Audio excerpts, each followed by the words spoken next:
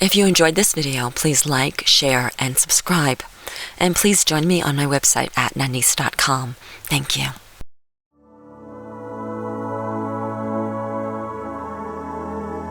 It's your time for Chai with Nanice. Get ready for substance, clarity, change, and especially empowerment. Get ready to turn over stones, uncover stories, and get to the heart of the matter in every area of your life. Any mood runs, any emotion flies, and your dreams are within your grasp.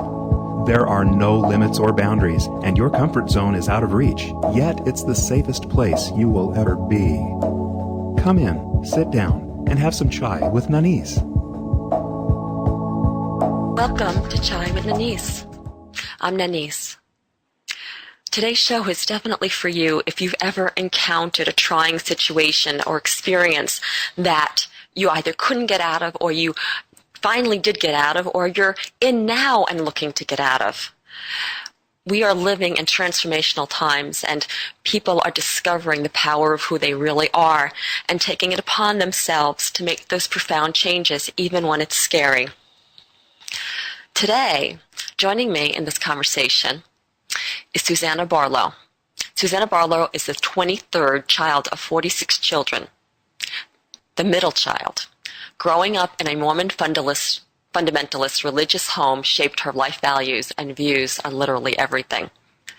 Ms. Barlow is author of What Peace There May Be, a memoir about growing up while suffering abuse in a polygamist family living in Utah.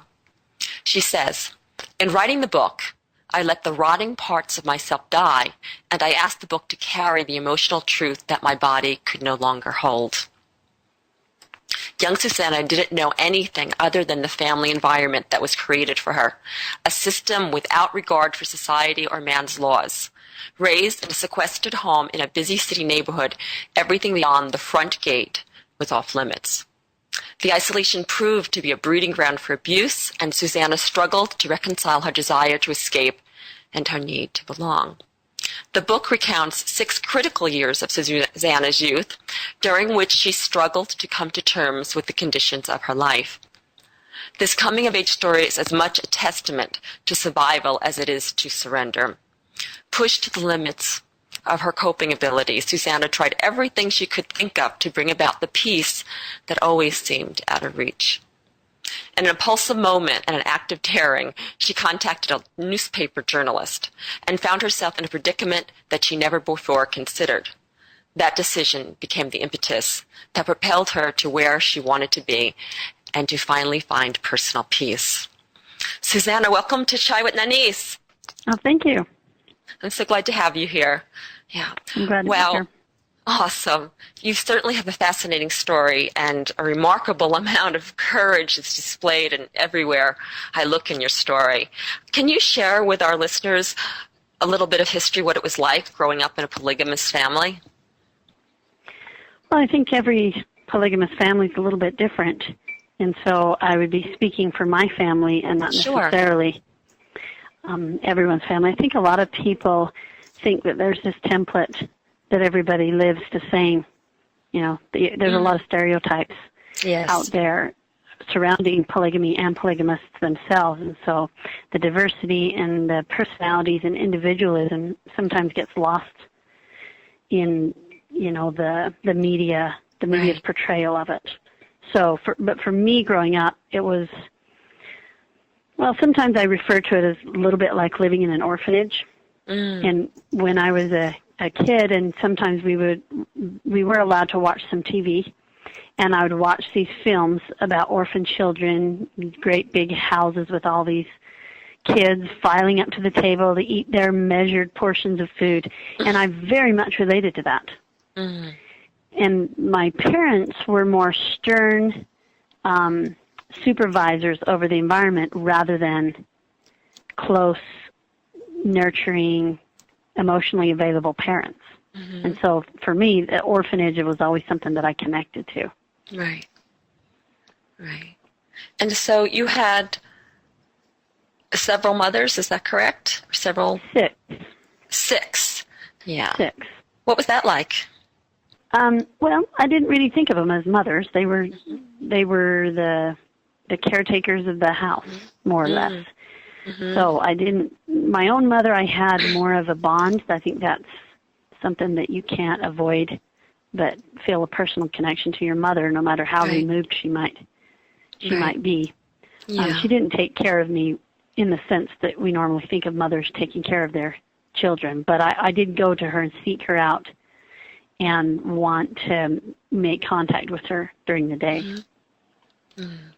But she was largely unavailable. It sounds like a very lonely childhood. Well, it would have been if I hadn't had 45 siblings. That's true. Yeah. So some of my older sisters became mother figures because, you might have an 18-year-old sister taking care of 4- and 5-year-old children and feeding and bathing and reading stories to them, doing the motherly nurturing that was necessary. Yeah. And so in a lot of ways, I felt like I had sisters for mothers and siblings for friends and pals, buddies to play with. So it was not really lonely in that sense, and I didn't really know what life was like for other people. Right. And so it was just my life, and I didn't think about it as being deprived or not having something that somebody else did have. Yeah. Mm. You say that it was a breeding ground for abuse. What do you mean by that? Well, I think what happened, and this didn't just happen in my family, but in a lot of families, because polygamy is illegal, my father had to live on the underground. So we didn't go to public schools. We didn't go out in public really at all. I didn't go to a library, at least not until I was in my teens.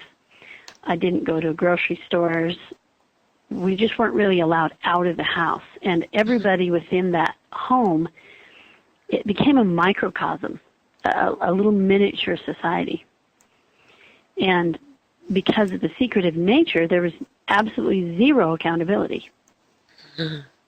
And so that naturally is going to turn into an environment where things can happen that shouldn't happen if people aren't accountable to a higher law. Right. And so, one of my father's wives became abusive to all of us in the name of discipline and religious upbringing. Abusive in a physical way or emotional way, or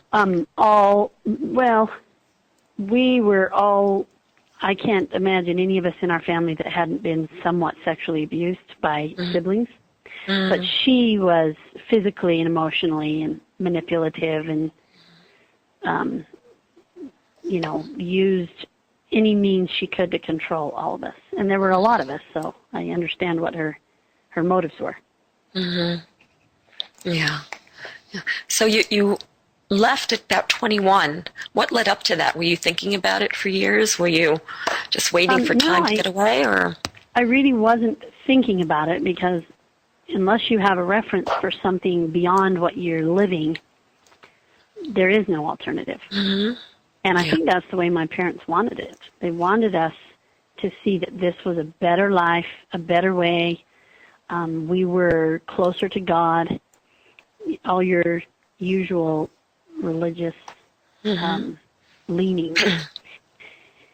And so I didn't really think about leaving. What I did think about was getting away from the abuse. That was something that I thought about on an hourly basis.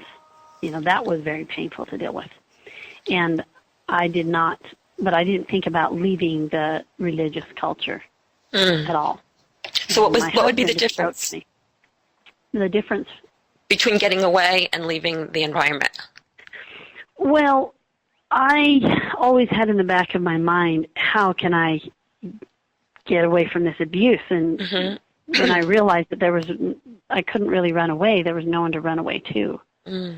There was no safe house that anything outside the culture was not safe. And so therefore there was no safe place for me to go. I didn't believe that there was a single person out there that cared.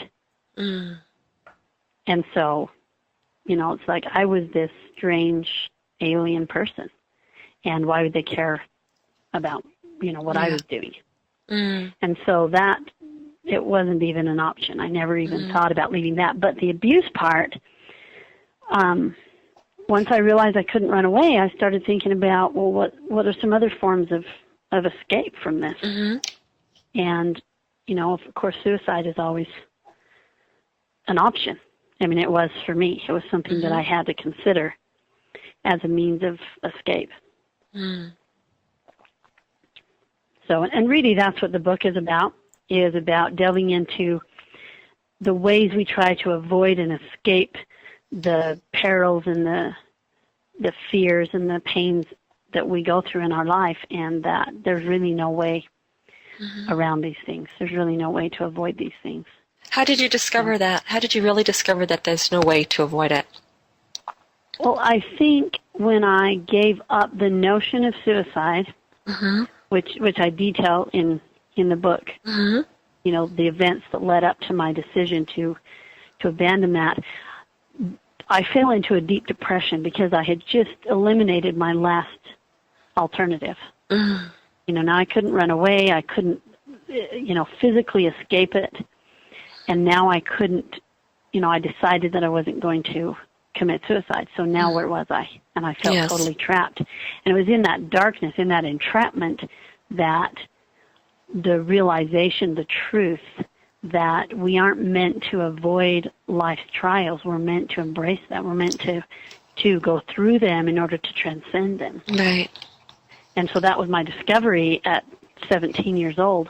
And I realized I didn't have to escape the polygamous culture, and I didn't even have to escape an abusive family for me to be free. So then how could you be free? I think when you're free in your soul, when your soul is free, everything else is just a temporary setback. It was just a moment that I needed to endure. Because I had discovered that no person can control your soul. No person has that part of you that is divine. That's your essence. Go ahead, sweetie. Go ahead. No, go ahead. That was a huge discovery for me in my late teens. Yeah. That is a powerful discovery. A normal 17, 18-year-old would not get to that point. I imagine that it takes the kind of traumatic experiences over a lifetime to get someone to understand that at such an early age. That's really remarkable, Suzanna. Well, I'm actually grateful for those experiences that pushed me so rapidly toward that sort of spiritual awareness. Yeah. And maybe that's even why you, on some level, picked the family that you did, so that you could transform and can transcend and learn what you came here to learn, and then teach what you came here to teach. I would have never guessed that could have been possible going through it, but only being on the other end of it can I recognize that there was a divine purpose to it all. There was some purpose and reason behind my being in that family, being born in that family, and now finding myself here, having written about it and meeting so many people, and it's like I was born to be right where I am, and I wouldn't change a thing. Yeah. It's a good feeling when you discover that. I was 16 when I was in a horrifically abusive relationship, and it was quite an ordeal, and barely escaped with my life, and really got to the point where I didn't even want to live. I was hoping that he would kill me. But somehow I found the courage and strength to get out of that relationship. And now that I look back, I only have gratitude. I only have gratitude because that is an experience, a huge experience that helped shape my life and, put me on my path. Without that, I don't know if I ever would have found my path. So it's pretty remarkable. Well, I agree. I agree with that. Yeah. It seems that the real healing, the real emotional healing happens when we can go back and look at our past and have completely different interpretation of it. Yes, that's true, and that does require time and distance and finally being safe. Yes. I think we can learn some things. We can have a deep spiritual awareness has occurred during the trauma, but I think the healing occurs, like you said, later when you have time to reflect and you can see things from a vantage point that was impossible while you were struggling through it. Yeah. Yeah. Hindsight is a beautiful thing, right? Yeah. Yeah. Especially if you're going to write a book, huh? Yeah, well, and I think just to heal, to writing a book, that definitely helps. But just to heal for anybody, to go back and reinterpret their past and see, what the gifts are and why they might have chosen that experience. That changes everything. Right. And understanding why the people did what they did in your life and developing compassion and understanding for who was once your enemy. Yeah. Or who you were once most afraid of, to come to terms with that and to be able to embrace the truth in them and to see them. Yeah, for who they really are, and not that ego-driven control freak that they had been when you were dealing with them, or I. Yeah, to really see who they are, and that's sending love. When we really see somebody, that's us loving someone. Otherwise, it's not love. And compassion, I love what you said about compassion, because that truly is the highest expression of love on this dimension. And it changes everything. Well, you can't forgive without compassion. I don't think that's really possible. Yeah. I've never true forgiveness. thought about it like that, but I absolutely agree. Yeah. Yeah. So there came a day where you called up a newspaper spontaneously. And tell us about that. Tell us about what happened with that. Well, first, you have to understand that for me to contact anybody outside the family, had I contacted anybody inside the group, the religious group, would have gotten me into trouble. Anybody. And so for me to even take it the next step and contact somebody outside of the culture was astronomically huge. And I was terrified every time I picked up the phone and dialed his number. But I was driven to do it. And I'm not quite sure what compelled me at last, but I think it was a desire for, I think I was just reaching out. The abuse had reached critical mass. I was to the end of my rope. I was spending a lot of time forcing myself to pass out, doing destructive harm to myself. Not enough to kill me, but enough to cause some temporary separation from my suffering. And I happened to see this columnist, this face in the newspaper when I was cleaning the house one day.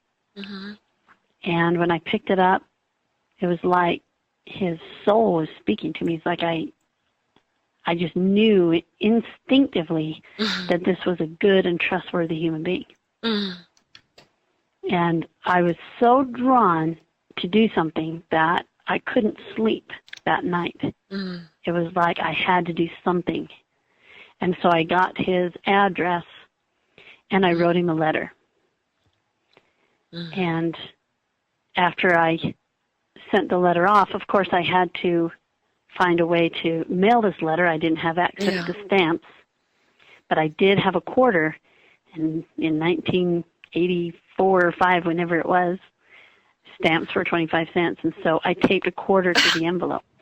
That's awesome. And wrote a note to the mail carrier and said, "Would you please apply a stamp here?" Now, if anyone had seen the letter out by the mailbox, that would have been cause for terrific repercussions. Yes. But I guarded it, watched it. I timed when the mail arrived every day so that I could place it on the mailbox just 2 minutes before they showed up and took the letter. So to prevent anybody from discovering what I had done. Well, when he finally responded, he wrote back to me in the newspaper.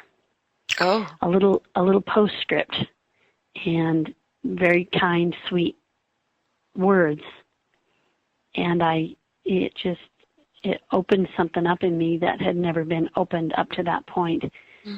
It was like an adult, a grown father of children of his own, had taken a moment and opened himself up to somebody else. And I was so profoundly struck by that generosity and that kindness. And he may not have thought much of it, but it was life-altering for me. Yeah. And so I found a way, the next time I was sent off to my sister-in-law's house to tend her baby, I secretly snuck his phone number, the newspaper's main office number, into my pocket. And when I was alone, away from home, where nobody would ever know, I called him up and talked to him.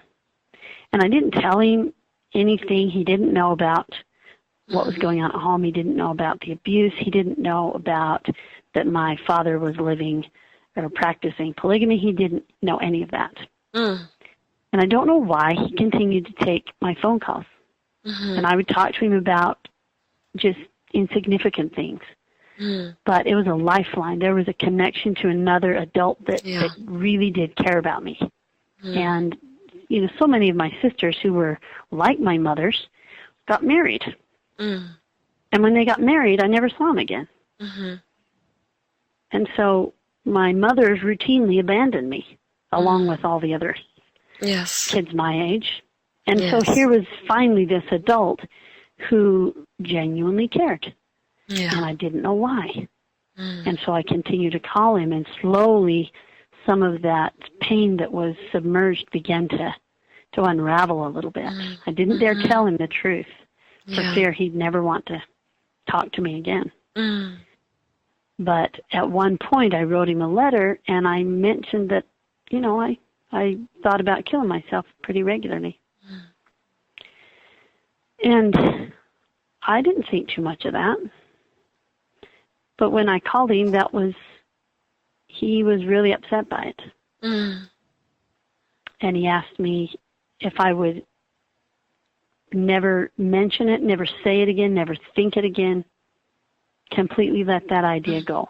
And I thought, well, doesn't every teenager want to kill themselves? I mean, isn't this normal? No, this is not normal. Yeah. But I thought it was normal. And when he asked me to do that, it was the first time that I decided doing something that I was going to do it. I was going to really do it. I wasn't just going to play by the rules, someone else's rules, so that I could survive. This was a promise that I had made because of him to me. To not think about this, to not fantasize about it, to not, act it out all the way to a certain point and then abandon it at the last minute. And so in that way I felt that, he saved me from myself. Did he eventually write a story? No. No. Oh. No, I think that this was something that he instinctively understood was a private matter. Yeah. And even somewhat sacred. Yes. And so he kept it that way. Yeah. So you said that a predicament happened after you contacted him. What was that? Well, I think that the predicament for me lasted for years, and that was I had made contact. There was a link now with the outside world, and what am I going to do? But how am I going to now manage with one foot in one world and one foot in the other world? Am I going to give up my life with my family? Am I going to reach out to this person and ask for the kind of help that he would have needed for him to be able to do anything? And I know that he knew that something was wrong, but he couldn't do anything without my initiation. And so I'm sort of stuck between these two worlds, and I have to make a decision about how I'm going to proceed and what am I going to do? How am I going to move on? And now I've given up the notion of suicide, so now where am I going to turn? Yeah.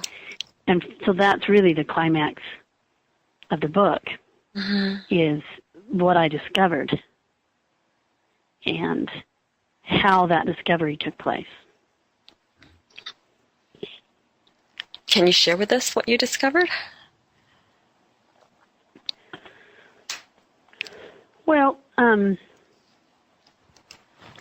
think it's going back to what we talked about earlier about running away. Yeah.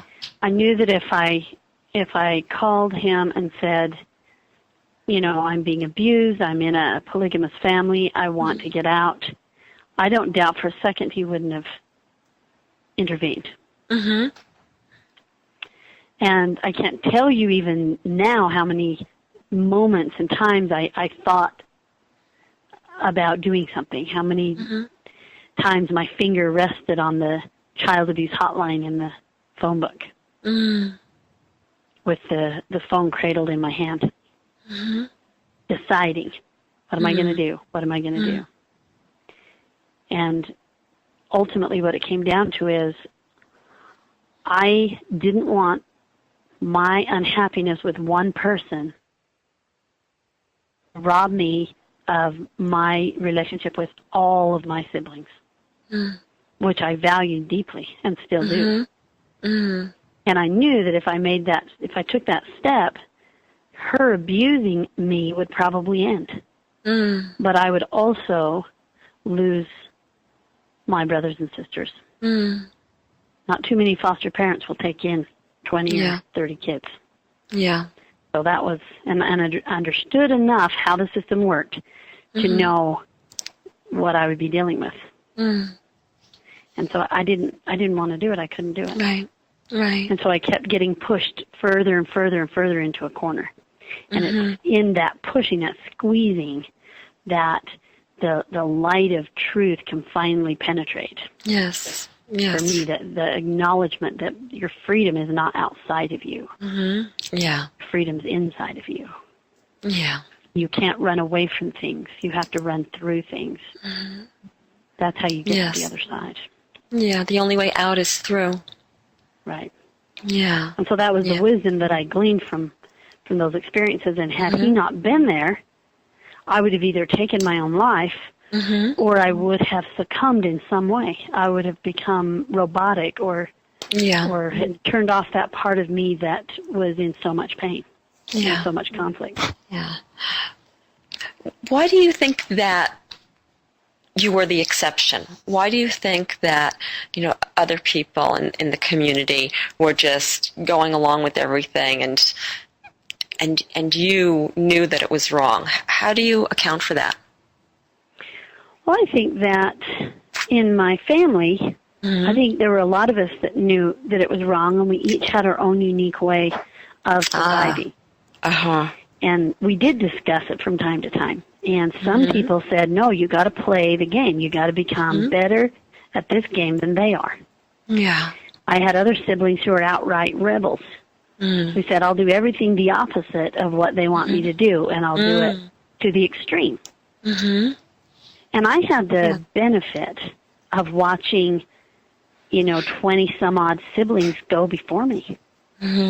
I watched them make mistakes. I watched them alienate themselves. I watched them stumble and fall. And I measured each one of them and said, what do you want, Suzanna? What do you want?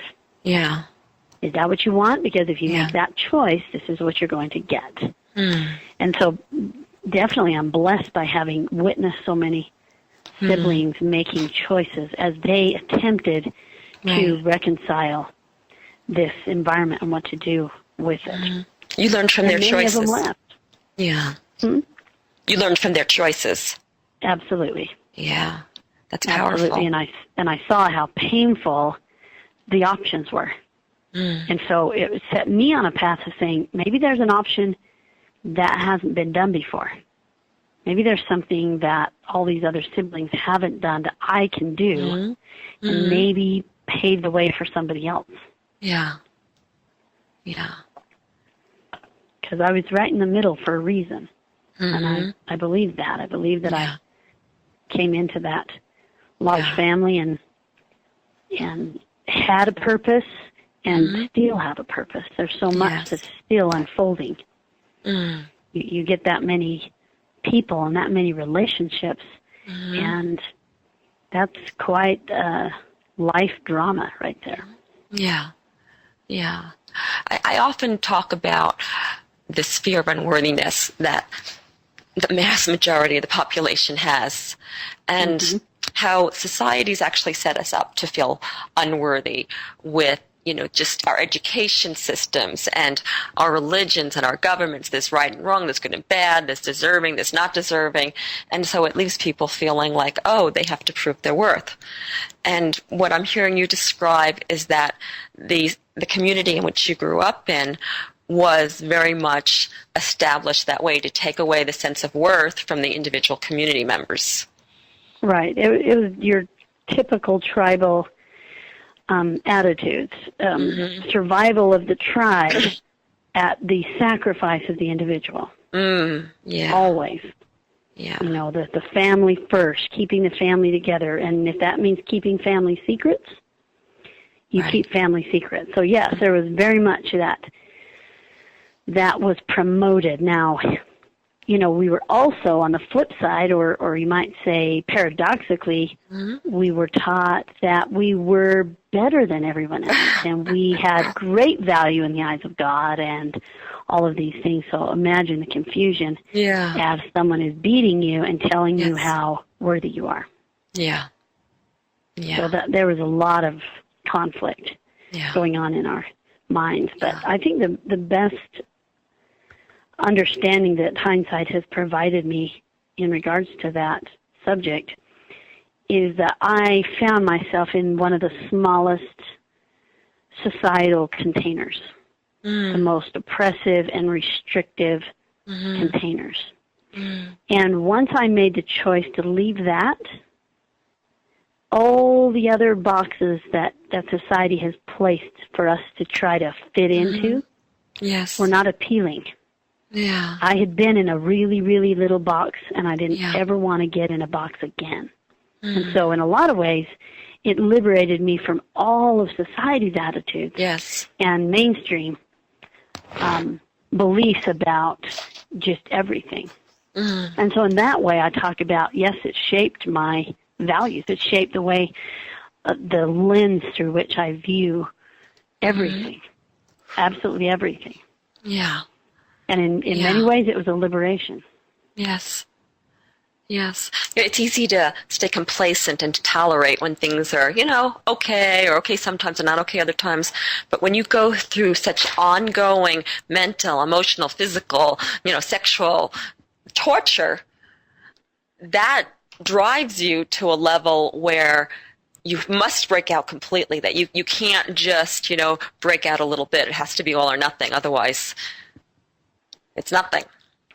Right. Well, somebody described it to me as the difference between a calm day and a tornado. Which one has the most velocity? Which one is going to get things done?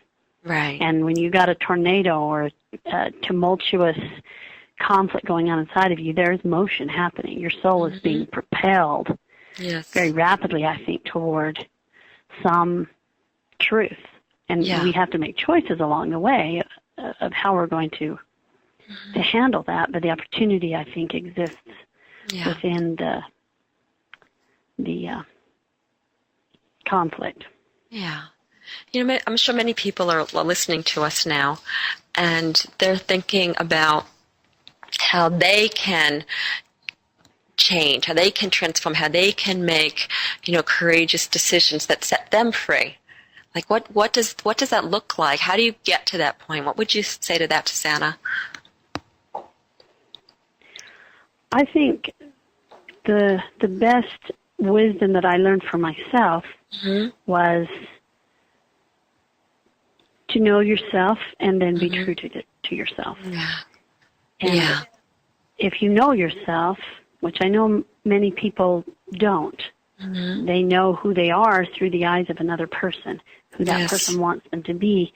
Mm-hmm. And I've experienced this firsthand as I've watched many sisters, particularly, be molded into the image that their husband expected them to be. Mm-hmm. And they lost who they really were, at least for the time. Yeah. And so to know yourself, and then to be true to that self. Yeah. Yeah. It's interesting because it seems to be very hard for someone to know themselves when they're in an abusive relationship or situation. And yet it's the knowing which will get them out of it. So it's a little dichotomy there. The way Catch-22. Catch-22, yeah. Thank you. Yeah.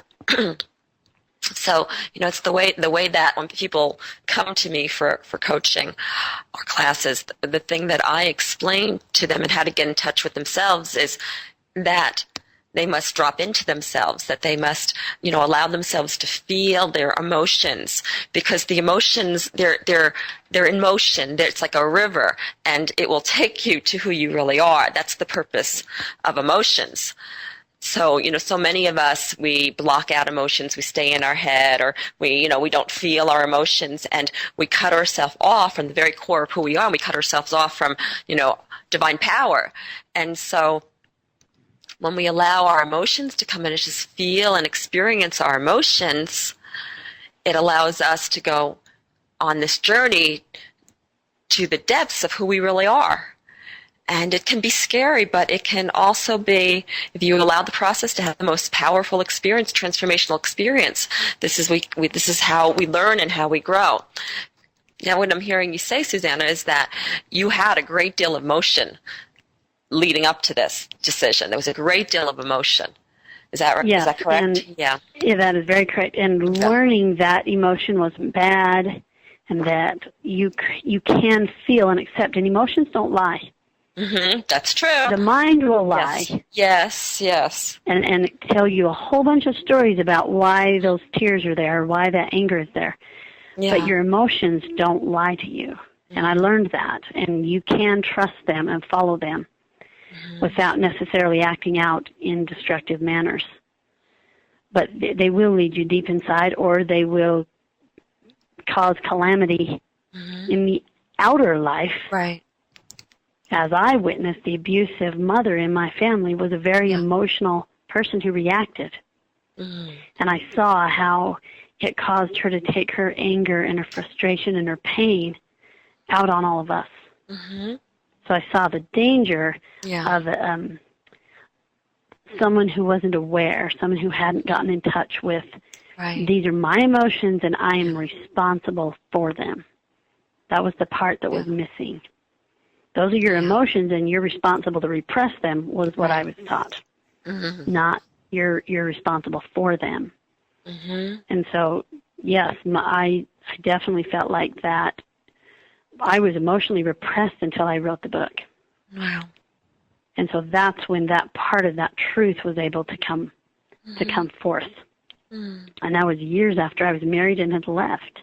So it was not this event that just culminated in one moment and then I walked away. It was quite the reverse. I walked away, and the years that culminated from that decision led me to finding myself. It was not an easy journey to go from leaving to where I am today. Yeah. So that in and of itself, in many ways, was more painful than the decision to leave itself. Yeah. And so, where are you today in your life? What does it look like now? What does Suzanna's life look like now? Well, nothing I could have predicted growing up, but certainly something I would have been very pleased to see. I have 6 kids, which I thought for many years was pitifully few, and I was probably going to rot in hell for only having 6. Yeah. I got a wonderful husband who's extremely supportive. He also left the culture at the same time that I did. It was his encouragement and decision that we both decided it wasn't where we wanted to head in our life. Yeah. And I feel like I'm able to be a part of the world, to be a part of humanity. That's, what does that mean? For me, my biggest accomplishment, my biggest arrival, if there is such a thing. Yeah. Sweetest moment on the journey, you might say. Yeah. So what does it mean to you to be part of humanity? Well, I was born with an idea that I wasn't part of humanity.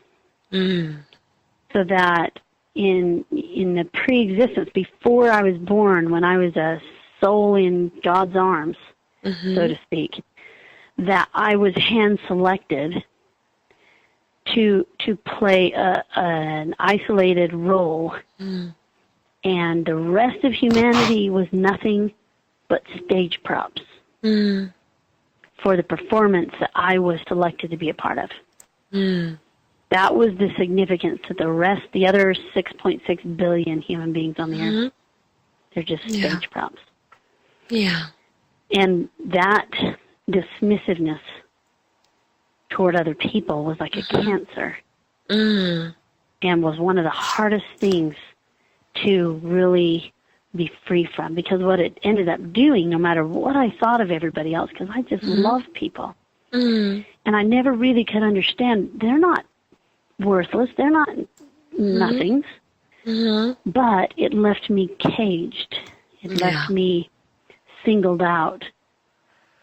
It left me totally isolated emotionally and disconnected from everything. You know, I couldn't relate to things like television characters. If I was watching a television character on a TV show, I couldn't relate to them. There was nothing in their life that I felt was connected to mine. Everything they were doing was so far removed from what I thought I was supposed to be doing that it was just empty. It didn't touch me in the way that it does now. I was just not a part of the rest of the world. And I know there are thousands of people that feel that way. Right. I'm sure more than thousands. Yeah. Yeah. And so, and I knew there was no country to call home. There was no place where I could travel to and say, this is where my people are. Right. This is where I belong. Yes. There was no place, you know, and when your home life is hell, you certainly don't want that place. You don't want to belong to that abusive environment. And so I sort of felt stranded, like I was all out on this little island, and I had the few people in my life, my sisters and my husband and children, but I was just this little island in the middle of the big wide ocean, and I could see life going on out there, and I wanted to participate, but every time I stepped out into it, I felt like I was a fraud. That everyone would look at me and say, well, you're not really one of us. You don't really belong with the human race. You belong with those other people over there. And I'm sure that this is not a purely unique feeling. No. I think many people experience this in many different ways. But it seemed to be a little bit extreme in the way that I felt growing up. And so for me, much of the journey has been coming back into that and reconnecting and seeing my place as a member of the human family.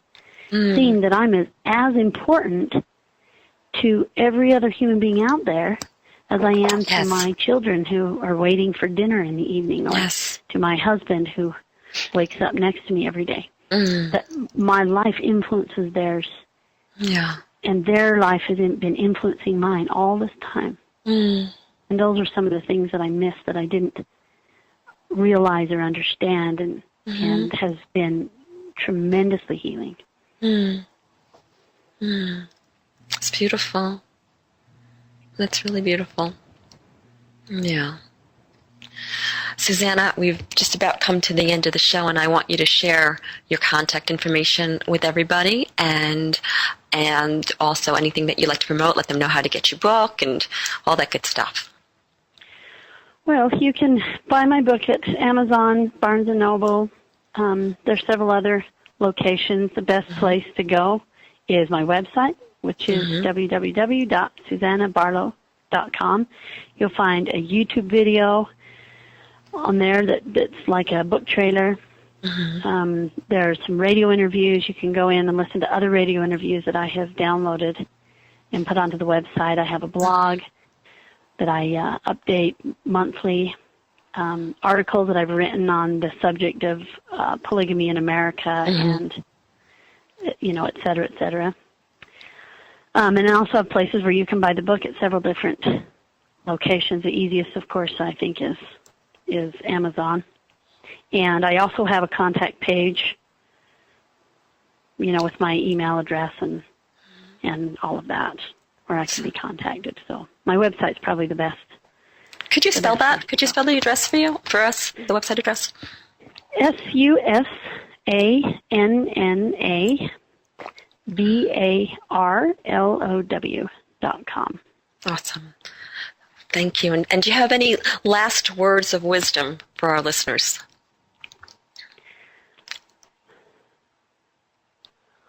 I think the greatest prayer or words that have the most power that are ever spoken is probably thank you. So my final words are thank you. That's awesome. That's awesome. Thank you so much, Susanna. It was awesome.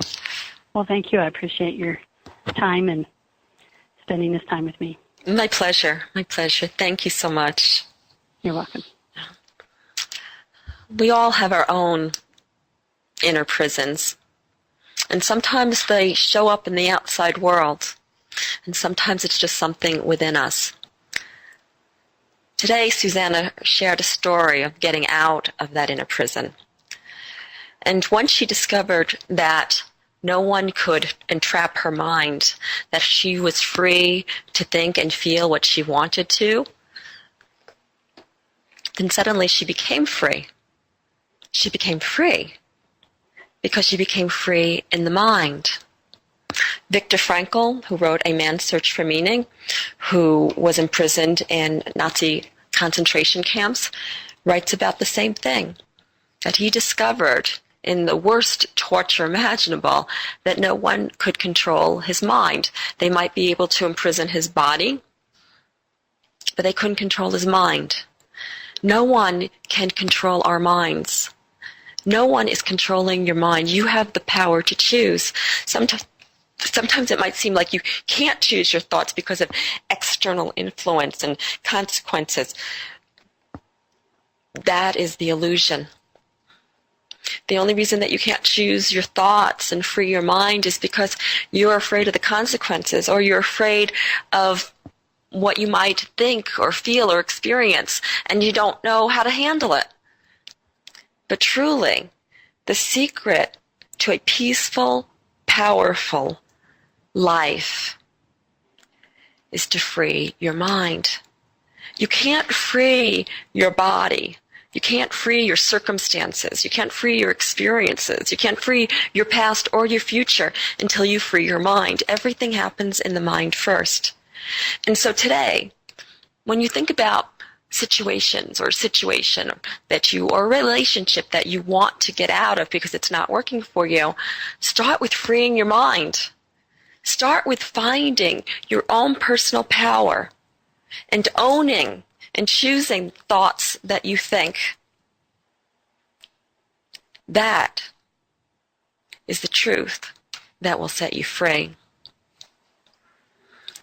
Please visit me on my website at nanice.com. That's NANICE.com.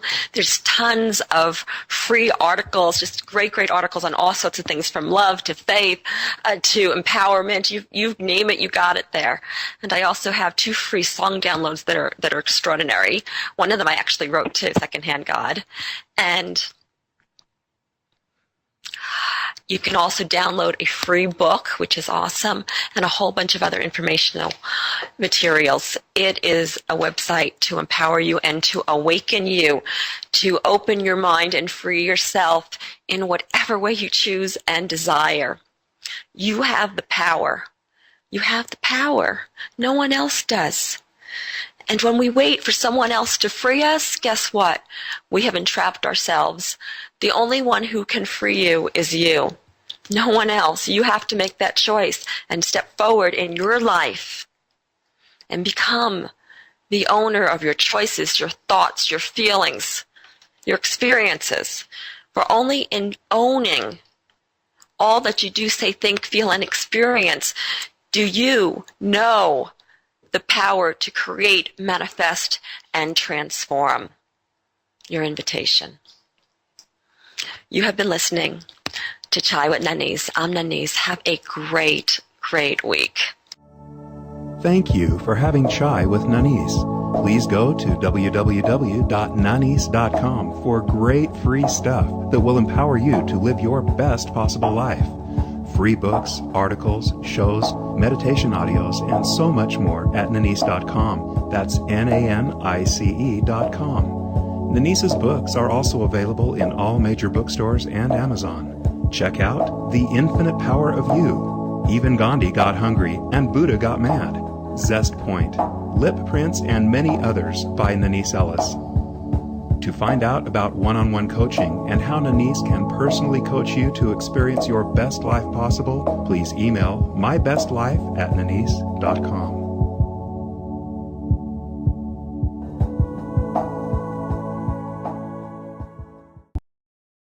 If you enjoyed this video, please like, share, and subscribe. And please join me on my website at nanice.com. That's Nanice.com. Thank you.